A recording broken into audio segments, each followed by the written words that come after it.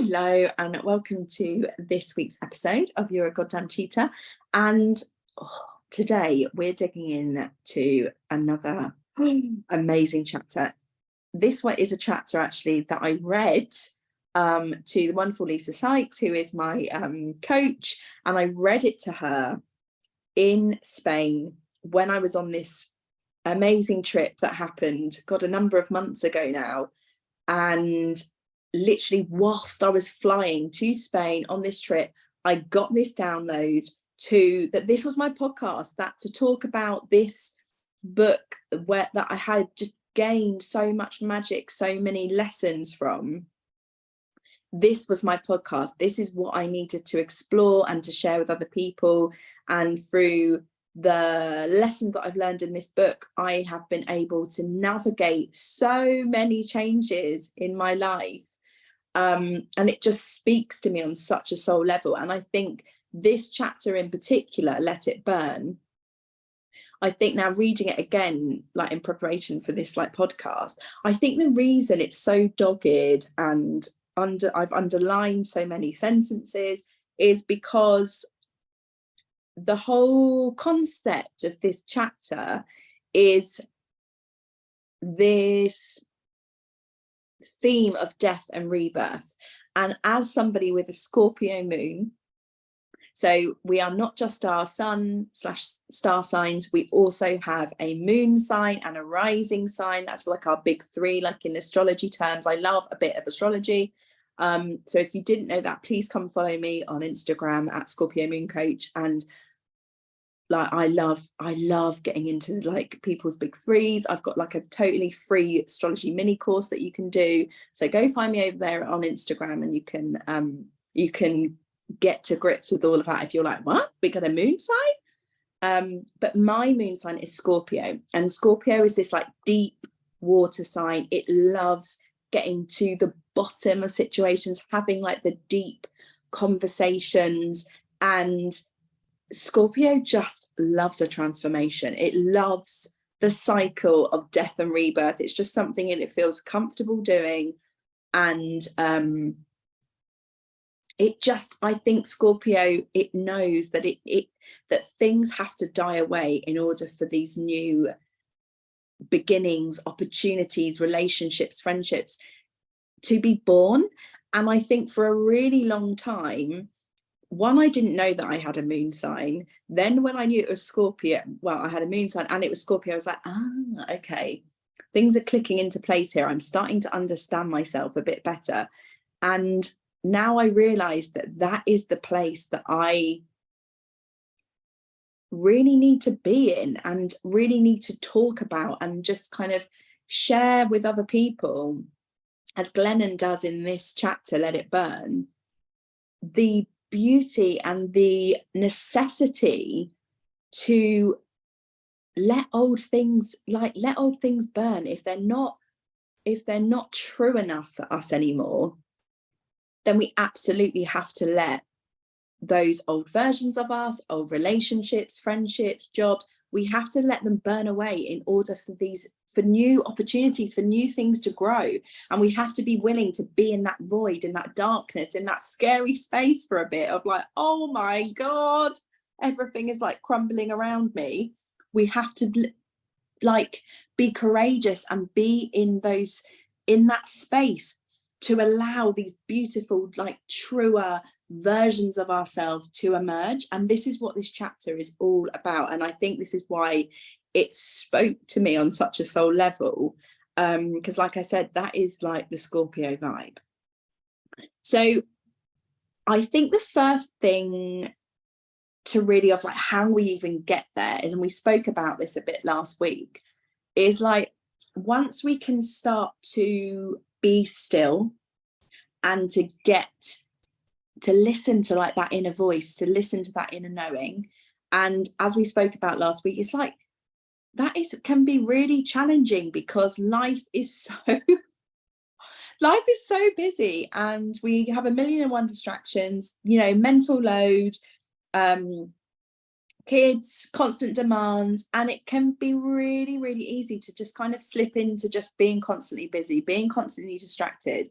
And it takes a while to actually just be like, no, I am prioritizing my space. I am going to start prioritizing thinking about what it is that I want and what I need and how I'm feeling, and really tune into that knowing and get to the truth of what is inside us right now. And once we kind of get to grips with that, there's almost like no going back in a way, because once we start to feel and to listen and to know, and we start to hear what this truer version of ourselves, or the thing we just we listen and we hear that truth all of a sudden of what it is that we need to change. It's like, oh God, it's like you can't unhear it. And this is what Glennon is talking about in this chapter. But it's really about acknowledging that once we hear that truth, realizing that we have to realize that there has to be this destruction before the building of new things, and this is this death and rebirth cycle. And also, the really like beautiful sentence in here is that if we are truly alive, we are constantly losing who we just were, what we just built, and what we just believed, and what we knew to be just true. And that, like, really are what I want to be aiming for, is to just actually constantly be in this process of death and rebirth, and constantly be prepared that, you know, even tomorrow I'm going to be a different person, because I'm going to have listened to myself and acknowledge something about myself that isn't quite true enough, and be willing to let that part of myself burn away in order to like let a new version of myself be born. And it's constantly just, and actually it's just the process of growing and listening to yourself and being prepared to actually just sit in that scary space of like, oh, I'm going to let this old me, this old version of me, which I kind of feel comfortable in, it keeps me safe, die away in order to step into this new one. This podcast is massively me letting old versions of myself die away and stepping into this new version of, I'm the kind of person that is going to speak my truth and do it in on a public platform and let you know what my truth is right now. And I'm fully prepared to let that old version of Jenna, who thinks her voice isn't valid, or who thinks that she's boring, or thinks that she has nothing to say, let those old versions of me die away in order to let these new ones take up space and be born. And I think it's like life should be like that, this perpetual like cycle of death and rebirth, and us just being prepared to just constantly lose layers of ourselves. And almost like that will just be like that until the end of our days, this constant rebirth and death cycle. And one of the parts I loved about this chapter is she talks about memos, okay? These beliefs of what it is to be a successful woman, she says, like what it's like, this memo of what a strong family looks like, or a career, or a faith. And like, we're almost like given these memos from childhood, really, and we're given them, but and we just accept them as like a universal like truth, she says here. We don't even think to question them or examine them. We just kind of like, yeah, okay, that's my memos. Yeah, this is what it is to be a woman. This is what a mother looks like. This is what a family looks like. And we just kind of accept them. But through doing that, it's like we kind of abandon ourselves and abandon actually like the truth of what it is that we want, because we're so our mind is set more on what these memos and following these like truths and beliefs that were just kind of given to us and going with that we abandon ourselves and what it is that we actually want. So she talks about burning these memos, burning the memo of a selfless woman, and burning the memo, sorry, of a mother who is a martyr. And she asks us to consider actually maybe our new memo should be a woman who is actually full of herself. She knows so much of who she is and what she wants and why she's here, that she is just so full of who she is. We can create our own memos. We can let the memos that have been given to us completely just be burned to the ground and create our own memos. Instead of burn the memo of being the martyr mum, the one who puts, is at the bottom of every list, and actually be instead the mum who is a model, who shows her children how to live their lives to their fullest and with themselves at the top of the priority list, because they know that they don't want to abandon themselves anymore. And the thing as well that I think that really jumped out to me in this chapter, navigating a marriage separation has been, obviously it's been tricky. I'm so grateful that it has been amicable, but in terms of looking at these memos that were given to us, and of that a broken, in order for like a family, she puts in here, in order for a family to avoid brokenness, is to keep its structure by any means necessary. And that there was definitely a time where I was like, we can't do this to our family. We have to keep this structure. We have to keep this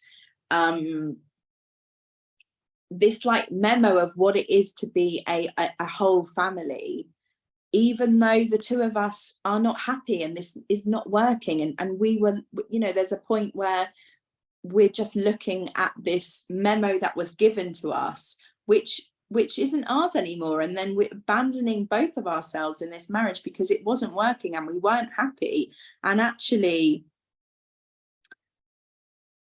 this new version, this new memo that we created, is actually one where we can still be, this structure can change.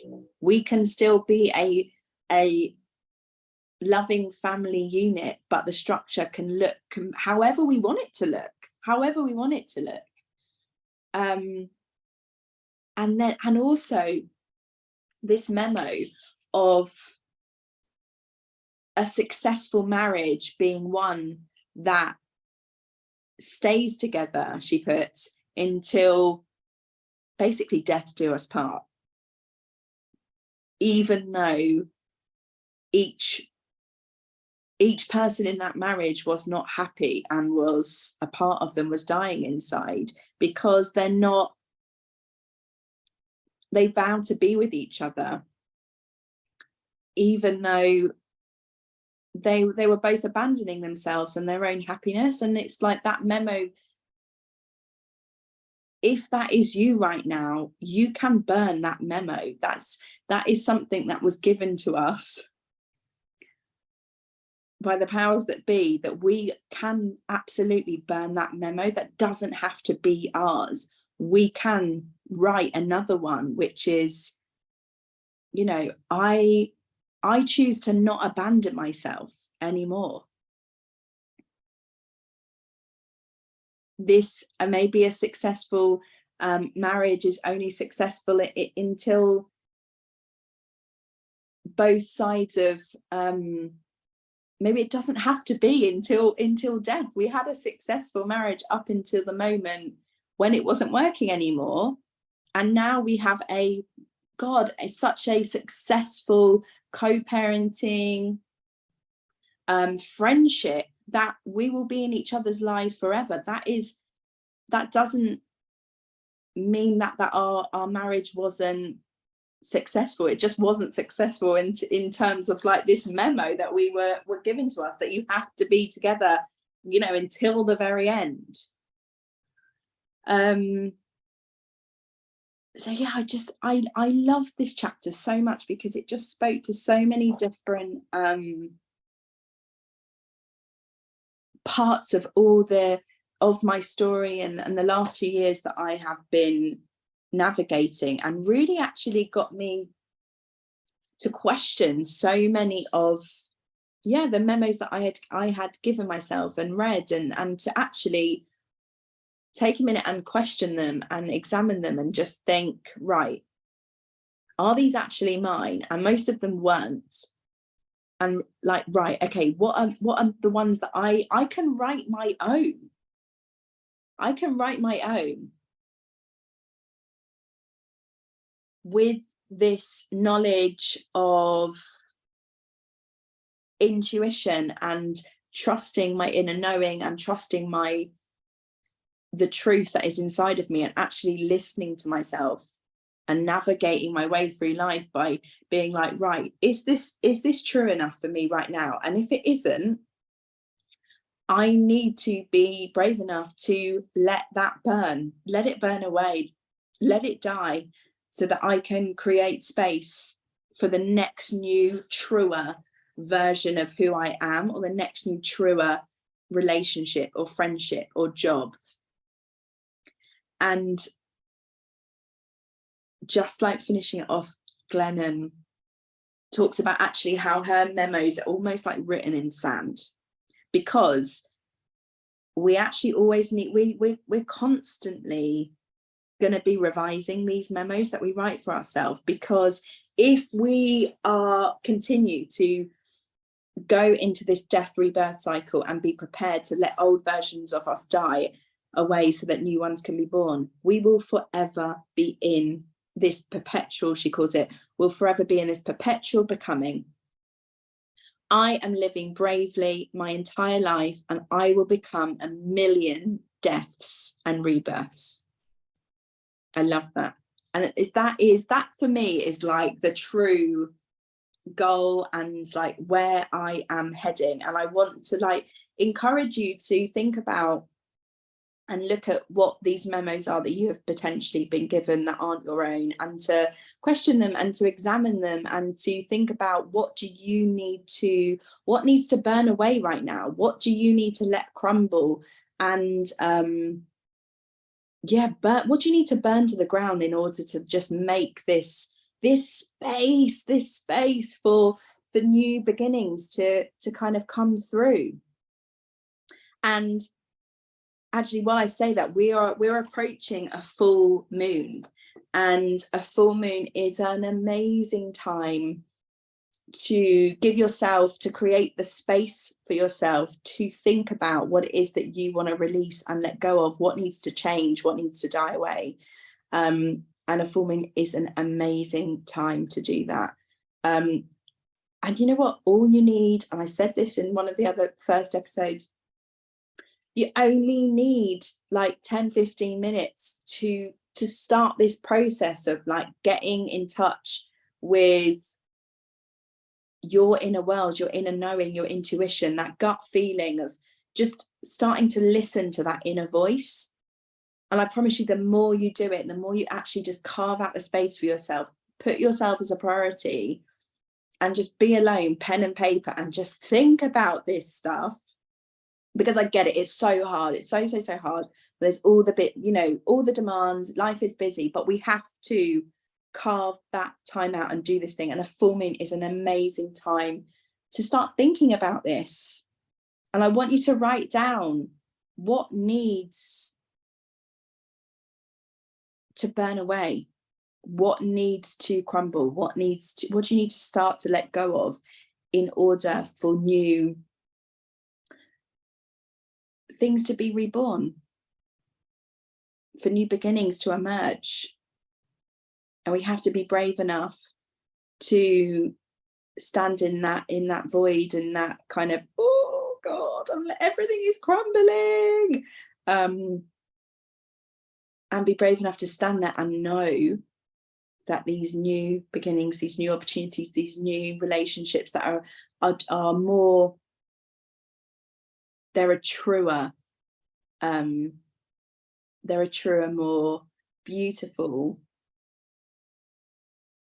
opportunity that is just waiting for us, and I promise you it is there. It 100% is there.